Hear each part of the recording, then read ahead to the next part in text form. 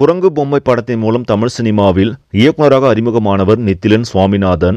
இப்படம் மக்கள் மத்தியில் கவனத்தை ஈர்த்து நல்ல வரவேற்பை பெற்றது. அதனை அடுத்து 7 ஆண்டுகளுக்கு பிறகு நித்திலன் இயக்கத்தில் கடந்த வாரம் வெளிவந்த திரைப்படம் தான் மகாராஜா. மக்கள் செல்வன் விஜய் சேதுபதி இந்த படத்தில் நாயகனாக நடித்திருந்தார். பெரிய எதிர்பார்ப்பில் வெளிவந்த இப்படம் பிளாக் பஸ்டர் ஹிட் ஆகி உள்ளது. முதல் 3 நாட்களில் வசூலில் சாதனை படைத்த மகாராஜா திரைப்படத்தின் 5வது நாள் வசூல் குறித்த செய்தி தற்போது வெளியாகி இருக்கிறது. அதன்படி விஜய் சேதுபதியின் 50வது படமான மகாராஜா கடந்த 5 நாட்கள் முடிவில் உலக அளவில் கிட்டத்தட்ட 43 கோடிக்கு மேலாக வசூல் செய்துள்ளது.